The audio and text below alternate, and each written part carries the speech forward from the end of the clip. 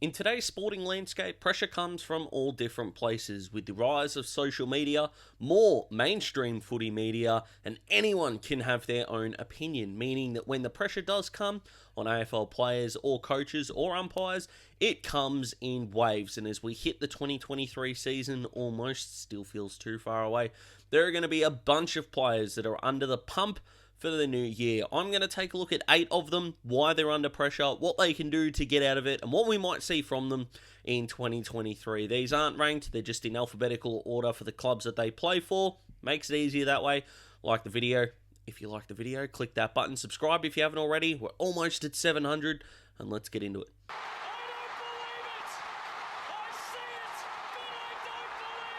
Let's start with Isaac Rankin, the former Gold Coast Sun, who's kicked 45 goals from 36 games.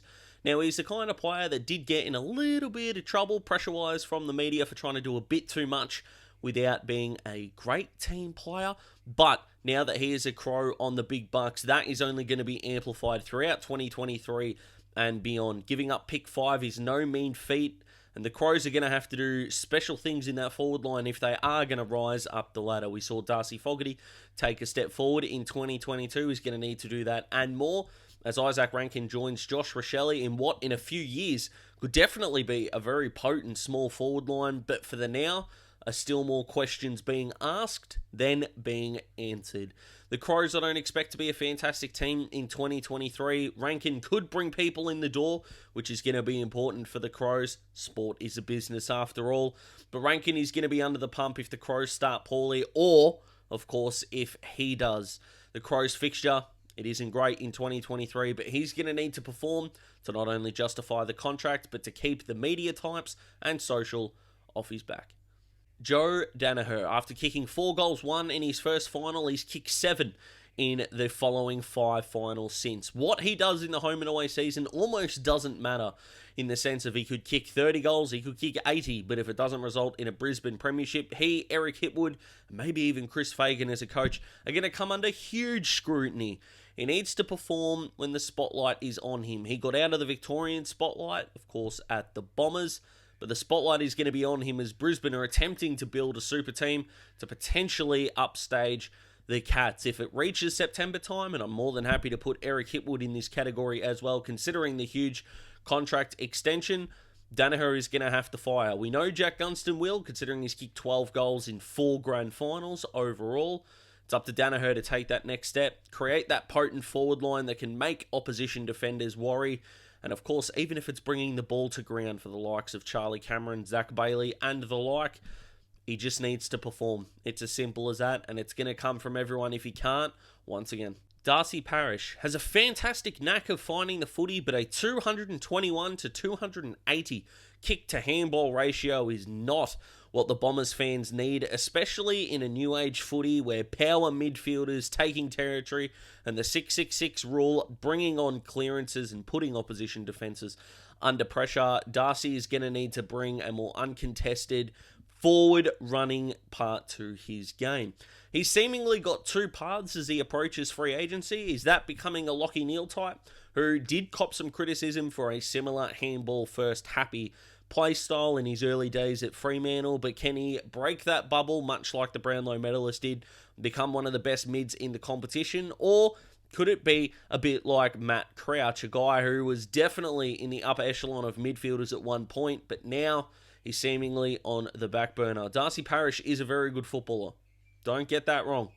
But he needs to be more damaging if he's going to produce results in 2023 for the Bombers, and new coach, Brad Scott.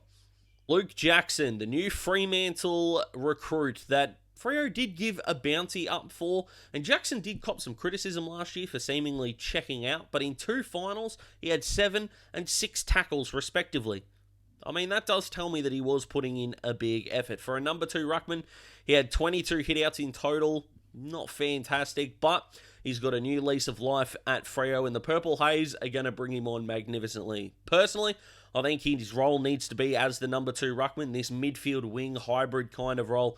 I don't think suits him well at all. He broke apart a grand final being in the ruck. It's where he needs to be as a secondary option and work on his forward craft. He is still young. Don't get that wrong. He's not the finished product yet. Sean Darcy is going to be the number one ruck, and I expect Sean Darcy to be the All-Australian ruckman. But Jackson has got plenty to offer, and Freo are going to need to kick big scores if they are to take steps further in 2023. Can he do it? I'm not sure. I can't wait to find out. But if he does struggle early, it's going to be an avalanche that is coming his way, which will be unfortunate considering he is young, still developing. But when you take the contract, when you move, the spotlight is on you. How he deals with it, I can't wait to find out. Nat Fyfe, are we going to get a fit Fyfe? Are we going to get the sit Fyfe? I'm not sure, but 36 games in the last 3 seasons, including 7 in 2022. All the preseason photos in the world aren't going to mean a damn thing if he's not on the park. It might make people like me envious, might make the lady swoon, but if he's not dominating for the Dockers, it's just cannon fodder at this point. The Dockers champion has got beautiful midfielders around him with Brayshaw and Sarong taking steps in 2022. Brayshaw becoming a top 10 mid in the competition for absolute certain, and Sarong taking steps in the back end of last year. You got Will Brodie in there as well. Fyfe does not need to be the number one man, but he does need to be a complementary piece, and if the time does come, he is going to need to impact the scoreboard. It does seem like his story is destined to end either like Shane Crawford or Nathan Jones. I actually think it's going to be more like Nathan Jones. I think Freo's first flag is going to come without him. But if he does want to get that silverware, and no doubt that he does, he is going to need to be on the park and be a match winner for the Purple Haze. Matt Rowell. After 2 injury-hit seasons, the former number 1 pick, he played every game for 2022, averaged 18.5 disposals, so why might he be under pressure?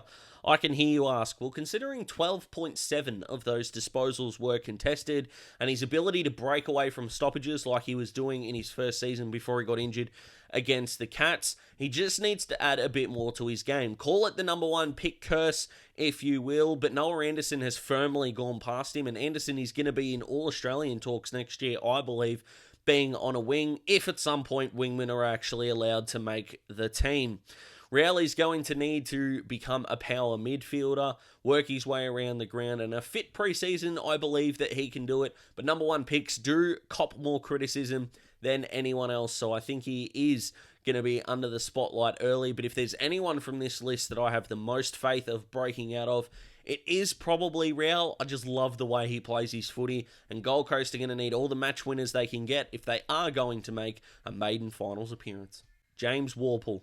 The Hawks might be the most boring thing since After Earth at this point, if you listen to the mainstream media, but the 18th ranked midfield in significant champion data stats got rid of their 2 older midfielders and are rebuilding in that midfield. The 2019 Best and Fairest winner in the Warpedo is going to be under the spotlight, considering if it wasn't Tom Mitchell winning Best and Fairests, it was him. Also considering that another Best and Fairest winner from when Tom Mitchell arrived, Jack Gunston, is not there at all either, with James Sicily winning it last year. The Warpedo, it is his midfield, regardless of what you think of Jai Newcomb. Worpel produced massive results in 2019 and can do it again in 2023. Still young, he hasn't hit 25 years of age yet. His preseason trainings looked really solid, and he's going to be under the pump from the time he's named in Hawthorn's round 1 side against Essendon. Make no doubt about that. He's one of Sam Mitchell's favourites, and he is going to produce, hopefully, for Hawthorn fans in 2023. He was hurt, and he was dropped for poor form last year, but without Tom Mitchell, he has proven himself to be a completely different footballer. Jason Horne-Francis. The 19-year-old could cure cancer at this point, and there would still be pockets of mainstream and social media that have a visceral fire of hatred towards him. Yes, a 19-year-old kid. Criticising someone's decision-making? Hey, we all do it every day, but the personal attacks that have come over JHF's way are simply not good enough, and we as a society just need to do better. Criticise decisions, it's fine. Personally, attacking a 19-year-old doesn't make you a hero in the slightest. However, on the field, he fits Port Adelaide's needs really well. Yes, Ollie Wines is a Brownlow medalist, but he did regress a touch last year. Connor Rozee is the perfect complement to this midfield, and JHF, Butters, Boak, and Willem Drew are going to rotate through that third midfield spot. He can also impact the scoreboard. He'll be wanting to do so, considering Port Adelaide's small forward stocks last year were abominable, and he was hitting the scoreboard well in the Sandful. I am considering this effectively the beginning of his career, and I'm looking forward to seeing what he can do, as all Port Adelaide fans are. If this becomes a traditional preseason thing and we talk about players under the pump, he'll probably be an honorary member until he retires, because some people are just pricks.